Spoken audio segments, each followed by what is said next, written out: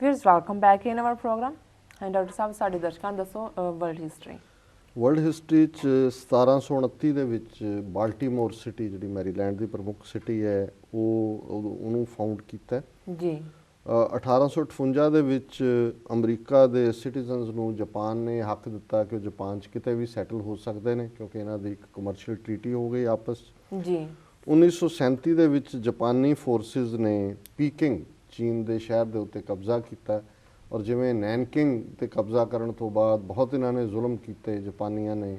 ਹਜ਼ਾਰਾਂ ਔਰਤਾਂ ਜਿਹੜੀਆਂ ਨੇ ਉਹ ਇਹਨਾਂ ਦੇ ਜਿਹੜਾ ਜ਼ਬਰ ਦਾ ਸ਼ਿਕਾਰ ਹੋਈਆਂ, ਜ਼ਬਰ ਜ਼ਨਾ ਦਾ ਸ਼ਿਕਾਰ ਹੋਈਆਂ। ਇਵੇਂ ਹੀ ਇਹਨਾਂ ਨੇ ਪੀਕਿੰਗ ਦੇ ਵਿੱਚ ਵੀ ਕੀਤਾ ਜੀ। 1949 ਦੇ ਵਿੱਚ ਪਹਿਲੀ ਵਾਰ BBC ਨੇ ਆਪਣਾ ਰੇਡੀਓ ਪ੍ਰਸਾਰਣ ਸ਼ੁਰੂ ਕੀਤਾ, ਬ੍ਰਿਟਿਸ਼ ਬ੍ਰੌਡਕਾਸਟਿੰਗ ਕਾਰਪੋਰੇਸ਼ਨ।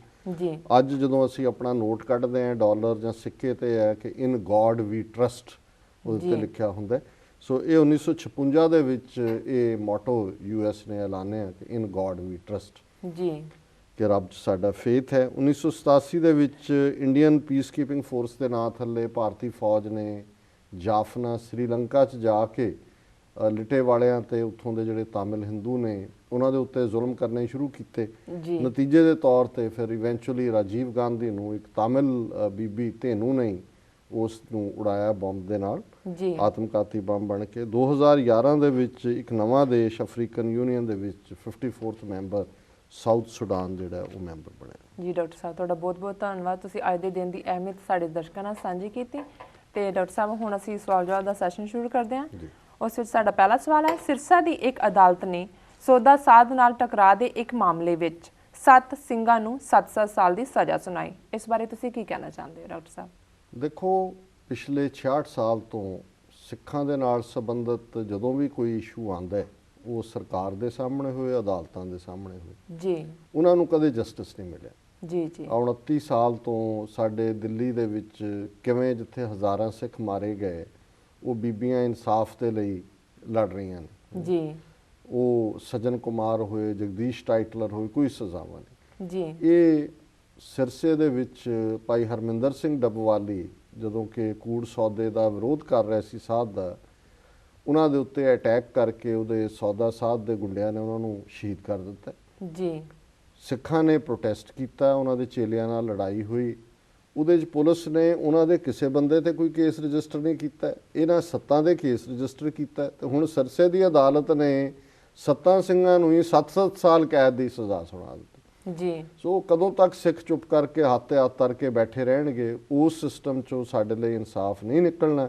ਔਰ ਇਹੀ ਇਵੇਂ ਹੀ ਨਿਰੰਕਾਰੀਆਂ ਦੇ ਵੇਲੇ ਹੋਇਆ ਸੀਗਾ ਕਿ ਨਿਰੰਕਾਰੀ 13 ਸਿੰਘ ਸ਼ਹੀਦ ਕਰਕੇ ਅੰਮ੍ਰਿਤਸਰ ਤੋਂ ਚਲੇ ਗਏ, ਅਦਾਲਤ ਨੇ ਬਰੀ ਕਰਤਾ। ਰਾਦਰ ਸਿੱਖਾਂ ਨੂੰ ਕਿਹਾ ਜੀ ਉੱਥੇ ਤੁਸੀਂ ਲੈਣ ਕੀ ਗਏ ਸੀ? ਜੀ। ਫਿਰ ਜਿਹੜਾ ਉਹਨਾਂ ਨੂੰ ਸਜ਼ਾਵਾਂ ਦੇਣ ਦੇ ਲਈ ਸਿੰਘਾਂ ਨੇ ਆਪਣਾ ਤਰੀਕਾ ਬਦਲੇ। ਸੋ ਮੈਨੂੰ ਲੱਗਦਾ ਵੀ ਇਹ ਅਜੇ ਤੱਕ ਜੇ ਸਾਨੂੰ ਇਹ ਸਮਝ ਨਹੀਂ ਆਈ ਕਿ ਭਾਈ ਇੱਥੋਂ ਇਨਸਾਫ ਨਹੀਂ ਨਿਕਲਣਾ, ਫਿਰ ਹੋਰ ਖੱਜਲ ਖੁਆਰੀ ਦੇ ਵਿੱਚ ਅਸੀਂ ਜਿਉਂਦੇ ਜਾਈਏ, ਹੋਰ ਤਾਂ ਅਸੀਂ ਫਿਰ ਕੀ ਕਰ ਸਕਦੇ। ਜੀ ਡਾਕਟਰ ਸਾਹਿਬ, ਸਾਡਾ ਅਗਲਾ ਸਵਾਲ ਹੈ, ਭਾਰਤੀ ਘੱਟ ਗਿਣਤੀ ਕਮਿਸ਼ਨ ਦੇ ਮੈਂਬਰ ਅਜਾਇਬ ਸਿੰਘ ਨੇ ਕਿਹਾ ਹੈ ਕਿ ਨਰਿੰਦਰ ਮੋਦੀ ਮੁਸਲਮਾਨਾਂ ਤੋਂ ਬਾਅਦ ਹੁਣ ਸਿੱਖਾਂ ਦੇ ਖਿਲਾਫ ਵਿਤਕਰਾ ਕਰ ਰਿਹਾ ਹੈ। ਗੁਜਰਾਤ ਵਿਚਲੇ ਕੱਛ ਇਲਾਕੇ ਦੇ 500 ਤੋਂ ਜ਼ਿਆਦਾ ਸਿੱਖ ਪਰਿਵਾਰਾਂ ਨੂੰ ਉਜਾੜਿਆ ਜਾ ਰਿਹਾ ਹੈ। ਇਸ ਬਾਰੇ ਤੁਹਾਡੇ ਕੀ ਕਮੈਂਟਸ ਹਨ? ਦੇਖੋ, 2002 ਚ ਉਹਨੇ ਕਿਵੇਂ ਹਜ਼ਾਰਾਂ ਮੁਸਲਮਾਨ ਮਾਰੇ ਇਹ ਤਾਂ ਸਭ ਨੂੰ ਪਤਾ ਹੈ। ਇਹ ਇਸ਼ੂ ਹੁਣ ਕਿਸੇ ਹੋਰ ਨੇ ਨਹੀਂ ਸਾਹਮਣੇ ਲਿਆਂਦਾ। ਅਜਾਇਬ ਸਿੰਘ ਆਫੀਸ਼ੀਅਲ ਜਿਹੜਾ ਹਿਊਮਨ ਰਾਈਟ ਕਮਿਸ਼ਨ ਹੈ ਉਹਦਾ ਮੈਂਬਰ ਹੈ। ਉਹ ਕੱਛ ਇਲਾਕੇ 'ਚ ਗਿਆ ਜੀ, ਉਹਨੇ ਜਾ ਕੇ ਦੇਖਿਆ। ਉਹਨੇ ਕਿਹਾ ਕਿ ਵੀ ਉਹ ਜਿਹੜੇ ਉੱਥੇ 500 ਸਿੱਖ ਪਰਿਵਾਰ ਨੇ ਜਿਨ੍ਹਾਂ ਨੇ, ਹੁਣ ਕੱਛ ਦਾ ਏਰੀਆ ਡੈਜ਼ਰਟ ਹੈ, ਮਾਰੂਥਲ ਹੈ ਜੀ ਜੀ, ਔਰ ਪਾਕਿਸਤਾਨ ਦੇ ਨਾਲ ਬਾਰਡਰ ਲੱਗਦਾ ਹੈ। 1965 ਦੀ ਲੜਾਈ ਤੋਂ ਬਾਅਦ ਲਾਲ ਬਹਾਦਰ ਸ਼ਾਸਤਰੀ ਪ੍ਰਧਾਨ ਮੰਤਰੀ ਸੀ, ਉਹਨੇ ਪੰਜਾਬ ਤੇ ਹਰਿਆਣੇ ਦੇ ਕੁਝ ਕਿਸਾਨਾਂ ਨੂੰ ਉੱਥੇ ਭੇਜਿਆ ਕਿ ਜੀ ਜਾ ਕੇ ਨਾਲੇ ਖੇਤੀਬਾੜੀ ਕਰੋ ਨਾਲੇ ਬਾਰਡਰ ਨੂੰ ਡਿਫੈਂਡ ਕਰੋ ਜੀ। ਸੋ ਸਿੱਖਾਂ ਨੇ ਹੁਣ 50 ਸਾਲ ਹੋ ਗਏ ਨੇ, 65 ਨੂੰ ਵੀ ਲਗਭਗ। ਸੋ ਉਹਨਾਂ ਨੇ ਉੱਥੇ ਖੂਨ ਪਸੀਨਾ ਇੱਕ ਕਰਕੇ ਉਸ ਬੰਜਰ ਧਰਤੀ ਦੇ ਵਿੱਚ, ਰੇਤਲੀ ਧਰਤੀ ਦੇ ਵਿੱਚ ਕਪਾਹ, ਜਿਹਨੂੰ ਅਸੀਂ ਨਰਮਾ ਕਹਿੰਦੇ ਆ, ਉਹ ਬੀਜਿਆ। ਹੁਣ ਅੱਜ ਉਹ ਖੁਸ਼ਹਾਲ ਨੇ ਜੀ। ਹੁਣ ਗੁਜਰਾਤ ਇਹਨੇ ਮੋਦੀ ਨੇ 1948 ਦਾ ਇੱਕ ਬੰਬੇ ਪ੍ਰੋਵਿੰਸ ਦਾ ਐਕਟ ਚੁੱਕ ਕੇ ਟੈਨੈਂਸ ਜਿਹੜਾ ਉਹਦੇ ਥੱਲੇ ਕਿਹਾ ਕਿ ਜੀ ਇਹ ਗੁਜਰਾਤੀਆਂ ਦਾ ਗੁਜਰਾਤ ਤੇ ਤੁਸੀਂ ਇਹ ਇੱਥੋਂ ਜਾਓ ਜੀ, ਇਹ ਜ਼ਮੀਨਾਂ ਜਿਹੜੀਆਂ ਇਹਦੇ ਤੁਸੀਂ ਮਾਲਕ ਨਹੀਂ ਹੋ ਸਕਦੇ। ਉਹਨਾਂ ਨੇ ਗੁਜਰਾਤ ਹਾਈ ਕੋਰਟ 'ਚ ਪਟੀਸ਼ਨ ਕੀਤੀ।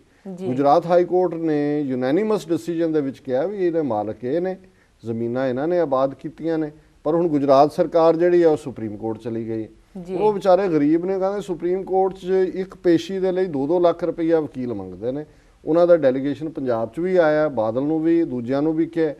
ਹੁਣ ਇਹੀ ਨਰਿੰਦਰ ਮੋਦੀ ਦਾ ਯਾਰ ਹੈ ਬਾਦਲ, ਉਹਦੀ ਪਹਿਲੀ ਰੈਲੀ ਵੀ ਕਰਵਾਈ ਹੈ ਔਰ ਅਜੇ ਪ੍ਰਧਾਨ ਮੰਤਰੀ ਨਹੀਂ ਬਣਿਆ। ਤੇ ਜੇ ਇਕੱਲੇ ਗੁਜਰਾਤ, ਕਿੰਨੇ ਗੁਜਰਾਤ ਸਿੱਖ ਉੱਥੇ ਕੱਛ 'ਚ ਰਹਿੰਦੇ ਨੇ, ਜੇ 500 ਪਰਿਵਾਰਾਂ ਨੂੰ ਉਜਾੜਿਆ ਜਾ ਰਿਹਾ ਤੇ ਇਹ ਇਮੇਜਿਨ ਕਰ ਲਓ ਕਿ ਇਹ ਜਦੋਂ ਕੱਲ ਨੂੰ ਪ੍ਰਧਾਨ ਮੰਤਰੀ ਬਣੇਗਾ ਜੀ ਨਰਿੰਦਰ ਮੋਦੀ, ਸਿੱਖਾਂ ਦਾ, ਮੁਸਲਮਾਨਾਂ ਦਾ, ਈਸਾਈਆਂ ਦਾ, ਦਲਿਤਾਂ ਦਾ, ਆਦੀਵਾਸੀਆਂ ਦਾ ਜਾਂ ਆਮ ਗਰੀਬਾਂ ਦਾ ਵੀ ਕੀ ਹਾਲ ਹੋਏਗਾ। ਜੀ ਜੀ ਸੋ ਇਹੀ ਕਾਰਨ ਹੈ ਵੀ ਈਵਨ ਪ੍ਰਤਾਪ ਸਿੰਘ ਬਾਜਵਾ ਪੰਜਾਬ ਕਾਂਗਰਸ ਦਾ ਪ੍ਰਧਾਨ ਹੈ, ਉਹਨੇ ਵੀ ਬਾਦਲ ਨੂੰ ਕਿਹਾ ਕਿ ਤੂੰ ਬੋਲਦਾ ਕਿਉਂ ਨਹੀਂ ਜੀ, ਤੂੰ ਯਾਰੀ ਪਾਈ ਹੈ ਬੀਜੇਪੀ ਦੇ ਨਾਲ ਔਰ ਇਹਨਾਂ ਦਾ ਮਸਲਾ ਹੱਲ ਕਰੋ ਇਹਨਾਂ। ਜੀ ਡਾਕਟਰ ਸਾਹਿਬ, ਸਾਡਾ ਅਗਲਾ ਸਵਾਲ ਹੈ, ਸ਼੍ਰੋਮਣੀ ਗੁਰਦੁਆਰਾ ਪ੍ਰਬੰਧਕ ਕਮੇਟੀ ਦੀ ਮੈਂਬਰ ਬੀਬੀ ਕਿਰਨਜੋਤ ਕੌਰ ਨੇ ਕਿਹਾ ਹੈ ਕਿ ਹਰਮੰਦਰ ਸਾਹਿਬ ਦੇ ਅੰਦਰਲੇ ਹਿੱਸੇ ਦੀ ਸੇਵਾ ਕਾਰ ਸੇਵਾ ਵਾਲੇ ਬਾਬਿਆਂ ਦੀ ਥਾਂ ਤੇ ਮਾਹਿਰਾਂ ਤੋਂ ਕਰਵਾਈ ਜਾਵੇਗੀ। ਦੇਖੋ ਬੀਬੀ ਕਿਰਨਜੋਤ ਕੌਰ ਨੇ ਬਿਲਕੁਲ ਠੀਕ ਕਿਹਾ। ਇਹ ਮਾਸਟਰ ਤਾਰਾ ਸਿੰਘ ਜੀ ਦੀ ਦੋਤੀ ਹੈ ਜੀ ਔਰ ਪਹਿਲਾਂ ਜਿਹੜੀ ਹੈ ਐਗਜ਼ੈਕਟਿਵ ਕਮੇਟੀ ਮੈਂਬਰ ਵੀ ਰਹੇ ਨੇ। ਉਹਨਾਂ ਨੇ ਕਿਹਾ ਵੀ ਜਿਹੜੇ ਕਾਰ ਸੇਵਾ ਵਾਲੇ ਬਾਬੇ ਨੇ ਇਹ ਇਮਾਰਤਾਂ ਤਾਂ ਬਣਾਉਂਦੇ ਨੇ, ਗੁਰਦੁਆਰਿਆਂ ਦੀ ਉਸਾਰੀ ਕਰਦੇ ਨੇ, ਠੀਕ ਹੈ, ਇਹ ਉਹਨਾਂ ਦਾ ਫੀਲਡ ਹੈ ਜੀ। ਪਰ ਹੁਣ ਜਿਹੜਾ ਹਰਮੰਦਰ ਸਾਹਿਬ ਦੇ ਇੰਟੀਰੀਅਰ ਦੇ ਵਿੱਚ ਜਿਹੜੀ ਮੀਨਾਕਾਰੀ ਕੀਤੀ ਹੋਈ ਹੈ, ਇਹ ਕਾਰ ਸੇਵਾ ਵਾਲਿਆਂ ਦੀ ਤਾਂ ਸਪੈਸ਼ਲਿਟੀ ਨਹੀਂ ਹੈ। ਜੀ ਜੀ ਬਿਲਕੁਲ। ਵੀ ਇਸ ਦੇ ਲਈ ਜਿਹੜੇ ਇਸ ਫੀਲਡ ਦੇ ਮਾਹਿਰ ਨੇ, ਔਰ ਉਹਨਾਂ ਨੇ ਇੱਕ ਬੜੀ ਚੰਗੀ ਗੱਲ ਕਹੀ, ਟ੍ਰਿਬਿਊਨ ਦੇ ਵਿੱਚ ਹੀ ਉਹਨਾਂ ਦੀ ਅੱਜ ਦੀ ਇਹ ਖਬਰ ਲੱਗੀ ਹੈ ਜੀ। ਉਹਨਾਂ ਨੇ ਕਿਹਾ ਵੀ ਬਾਹਰ ਸੋਨੇ ਦੇ ਪੱਤਰੇ ਇੱਕ ਇੰਗਲੈਂਡ ਵਾਲੇ ਬਾਬੇ ਤੋਂ ਲਵਾਏ ਨੇ, ਭਾਵੇਂ ਉਹ ਪੜ੍ਹਿਆ ਲਿਖਿਆ ਬਾਬਾ ਹੀ ਹੈ ਜੀ, ਅਜੇ 1994-95 ਚ ਮੁਕੰਮਲ ਹੋਏ। ਹੁਣ ਉਹ ਸਲਾਬੇ ਵੀ ਗਏ ਨੇ ਜੀ, ਉਹਨਾਂ ਦੇ ਵਿੱਚ ਜਿਹੜਾ ਉਹ ਸੀਪੇਜ ਹੋਣੀ ਸ਼ੁਰੂ ਹੋ ਗਈ। ਹੁਣ 400 ਸਾਲ ਤੋਂ ਹਰਮੰਦਰ ਸਾਹਿਬ ਪਾਣੀ ਦੇ ਵਿੱਚ ਖੜਾ ਹੈ, ਸਰੋਵਰ ਦੇ ਵਿੱਚ ਖੜਾ ਹੈ, ਕਦੇ ਅੰਦਰ ਸੀਪੇਜ, ਕਿਉਂਕਿ ਮਹਾਰਾਜਾ ਰਣਜੀਤ ਸਿੰਘ ਦੇ ਵੇਲੇ ਉਹ ਮੈਟੀਰੀਅਲ ਇਸਤੇਮਾਲ ਹੋਇਆ ਹੈ ਜਿਹਦੇ ਚ ਕਦੇ ਆਈ ਨਹੀਂ ਸੀਪੇਜ ਜੀ, ਉਸ ਤੋਂ ਬਾਅਦ ਵੀ ਉਸ ਦਾ। ਸੋ ਇਹੀ ਉਹਨਾਂ ਨੇ ਕਿਹਾ ਕਿ ਵੀ ਇਹ ਕੰਮ ਨਾ ਕਰੋ। ਇਹਨਾਂ ਤੋਂ ਪਹਿਲਾਂ ਵੀ ਦਰਸ਼ਨੀ ਡੋੜੀ ਦੇ ਦਰਵਾਜ਼ੇ ਇਹਨਾਂ ਨੂੰ ਦਿੱਤੇ ਹੋਏ ਨੇ, ਕਈ ਮਹੀਨੇ ਉਹਨਾਂ ਨੇ ਕੋਈ ਕੰਮ ਨਹੀਂ ਕੀਤਾ ਹੈ। ਇਹ ਤਾਂ ਉੱਥੇ ਤਾਂ ਇਹਨਾਂ ਤੋਂ ਕਰਵਾ ਹੀ ਰਹੇ ਨੇ। ਮੈਂ ਇਹ ਦੇਖਿਆ ਵੀ ਅਕਾਲ ਤਖਤ ਸਾਹਿਬ ਤੇ ਜਿਹੜੇ ਸ਼ਸਤਰ, ਬਾਬਾ ਦੀਪ ਸਿੰਘ ਜੀ ਦਾ ਚੱਕਰ, 6ਵੇਂ ਪਾਤਸ਼ਾਹ ਦੀ ਪੀਰੀ ਦੀ ਕਿਰਪਾਨ ਤੇ ਹੋਰ ਬਾਬਾ ਗੁਰਬਖਸ਼ ਸਿੰਘ ਦਾ ਖੰਡਾ, ਉਹ ਲਾਏ ਹੋਏ ਨੇ ਉੱਥੇ। ਕਾਰੀਗਰ ਲਿਆ ਕੇ ਉੱਤੇ ਮੀਨਾਕਾਰੀ ਕਰ ਰਹੇ ਨੇ, ਕਿਤੇ ਸੋਨਾ ਚੜਾ ਰਹੇ ਨੇ, ਕਿਤੇ। ਉਹ ਤੁਹਾਡੇ ਸ਼ਸਤਰ ਕਿਵੇਂ ਰਹਿਣਗੇ? ਕਿਵੇਂ ਉਹਨਾਂ ਨੂੰ ਕਹੋਗੇ ਵੀ ਇਹ ਪੁਰਾਤਨ ਸ਼ਸਤਰ ਨੇ? ਜਦੋਂ ਕੋਈ ਐਕਸਪਰਟ ਆ ਕੇ ਦੇਖੇਗਾ ਕਿ ਜਿਹੜੀ ਸੋਨੇ ਦੀ ਮੀਨਾਕਾਰੀ ਕੀਤੀ ਹੈ 21ਵੀਂ ਸਦੀ ਦੀ ਕੀਤੀ ਹੈ, ਉਹਨਾਂ ਕਹਿਣਾ ਹੈ ਹੀ ਜਾਲੀ ਹੈ। ਜੀ ਜੀ। ਸੋ ਇਹਨਾਂ ਨੇ ਬਿਲਕੁਲ ਸਿੱਖੀ ਦਾ ਕੁਝ ਉਹ ਲੁੱਟ ਕੇ ਲੈ ਗਏ, ਰੈਫਰੈਂਸ ਲਾਇਬ੍ਰੇਰੀ, ਕੁਝ ਇਹਨਾਂ ਨੇ ਬਰਬਾਦੀ ਜਿਹੜੇ ਰਹਿ ਗਏ ਨੇ ਉਹ ਕਾਰ ਸੇਵਾ ਵਾਲੇ ਬਾਬੇ ਅੱਗੇ ਲਾ ਕੇ ਉਹਨਾਂ ਤੋਂ ਢਵਾਈ ਜਾਂਦੇ ਨੇ। ਇਤਿਹਾਸਕ ਇਮਾਰਤਾਂ, ਉਹ ਬੁਰਜ ਢਾ ਦਿੱਤਾ, ਮਾਤਾ ਗੁਜਰੀ ਜੀ ਜਿੱਥੇ ਸੀ, ਛੋਟੀਆਂ ਇੱਟਾਂ ਵਾਲਾ ਚਮਕੌਰ ਦੀ ਗੜੀ ਢਾ ਦਿੱਤੀ। ਹਰ ਥਾਂ ਤੇ ਜਿਹੜੀ ਇਤਿਹਾਸਕ ਥਾਂ ਹੈ ਉਹਨੂੰ ਢਾ ਕੇ ਉੱਤੇ ਸੰਗਮਰਮਰ ਲਾਉਣ ਤੇ ਲੱਗੇ ਹੋਏ ਨੇ। ਹੁਣ ਹਰਮੰਦਰ ਸਾਹਿਬ ਦੇ ਇੰਟੀਰੀਅਰ ਦਾ ਬੇੜਾ ਗਰਕ ਕਰਨਗੇ ਇਹਨਾਂ ਤੋਂ, ਜਿਨ੍ਹਾਂ ਨੂੰ ਪਤਾ ਹੀ ਨਹੀਂ ਹੈ ਕਿ ਵੀ ਇਹ ਜਿਹੜੀ ਇੰਟੀਰੀਅਰ ਮੀਨਾਕਾਰੀ ਹੁੰਦੀ ਹੈ ਕੀ। ਅੱਜ ਦੁਨੀਆ 'ਚ ਐਕਸਪਰਟ ਨੇ, ਉਹਨਾਂ ਦੀ ਰਾਏ ਲਓ। ਆਲਾ ਦੁਆਲਾ ਪਲਾਜ਼ੇ ਬਣਾ ਰਹੇ ਨੇ ਹਰਮੰਦਰ ਸਾਹਿਬ ਦੇ, ਵੀ ਇੱਧਰ ਪਲਾਜ਼ਾ ਉੱਧਰ ਪਲਾਜ਼ਾ, ਤੇ ਦੂਜਾ ਕੰਮ ਇਹ ਫੜਿਆ। ਜੀ ਡਾਕਟਰ ਸਾਹਿਬ, ਤੁਹਾਡਾ ਬਹੁਤ ਬਹੁਤ ਧੰਨਵਾਦ। ਤੁਸੀਂ ਸਾਡੇ ਸਵਾਲਾਂ ਦੇ ਜਵਾਬ ਸਾਡੇ ਦਰਸ਼ਕਾਂ ਨਾਲ ਸਾਂਝੇ ਕੀਤੇ ਤੇ ਪ੍ਰੋਗਰਾਮ ਦੇ ਅਖੀਰ ਵਿੱਚ ਸਾਡੇ ਦਰਸ਼ਕਾਂ ਨੂੰ ਦੱਸੋ ਅੱਜ ਦਾ ਵਿਚਾਰ। ਦੇਖੋ, ਅੱਜ ਦੇ ਵਿਚਾਰ ਲਈ ਅਸੀਂ ਭਾਈ ਨੰਦ ਲਾਲ ਜੀ ਦੀ 11 ਨੰਬਰ ਗਜ਼ਲ ਨੂੰ ਚੁਣਿਆ ਜੀ। ਫਾਰਸੀ ਦੇ ਵਿੱਚ ਹੈ। ਪਹਿਲਾਂ ਮੈਂ ਉਹਨਾਂ ਦੀ ਫਾਰਸੀ ਵਰਸ਼ਨ ਦੁਹਰਾਵਾਂਗਾ ਜੀ ਜੀ। ਭਾਈ ਸਾਹਿਬ ਕਹਿੰਦੇ ਨੇ, ਦਿਲ ਅਗਰ ਹਲਕਾਏ ਜ਼ੁਲਫੇ ਦੋਤਾ ਖਾਹਦ ਗੁਜਸਤ ਅਜ਼ खुतन वर चीन ओ माचीन ओ खता खाहद गुशस्त बादशाही दो आलम यक निगाहे रूए तो सायाए जुल्फ तो अज बाले हुमा खाहद गुजस्त ई बसाते उमर रा दरियाब की बादे सबा अज कुजा आमद न दानम वाजा खुदा खाहद गुजस्त बादशाही दो जहां जुज शैरो गोगा बेस नेस्त पेशे दरवेशे क्यों अज मुदा खाहद गुजस्त अज गुजस्तन हा की चीमे पुरशी दरी दहर खराब बादशाह खाहद गुजस्तो हम गदा खाहद गुजस्त शेर गोया जिंदगी बख्श अस्त चूँ आबे हयात बल्कि अज पाकीज़गी जे अब बका खाहद गुजस्त। इस गज़ल च भाई साहब ने रब दे प्यारिਆਂ ਦਾ ਜ਼ਿਕਰ ਕੀਤਾ ਹੈ। ਜੀ ਕਿ ਉਹਨਾਂ ਨੂੰ ਦੋ ਜਹਾਨ ਦੀ ਬਾਦਸ਼ਾਹੀ ਜਿਹੜੇ ਰੱਬ ਦੀ ਯਾਦ ਦੇ ਨਾਲ ਮਿਲਦੀ ਹੈ, ਉਹ ਦੁਨੀਆ ਦੀਆਂ ਬਾਦਸ਼ਾਹੀਆਂ ਦੀ ਪਰਵਾਹ ਨਹੀਂ ਕਰਦੇ। ਜੀ ਜੀ ਉਸ ਰੱਬ ਦੇ ਪਿਆਰੇ ਦੀ ਦੀਦਾਰ ਦੀ ਜਿਹੜੀ ਇੱਕ ਝਲਕ ਹੈ, ਜੀ ਉਹੀ ਦੁਨੀਆ ਦੇ ਸਭ ਤੋਂ ਤਾਜ਼ੋ ਤਖਤਾਂ ਤੋਂ ਅਹਿਮੀਅਤ ਰੱਖਦੀ ਹੈ।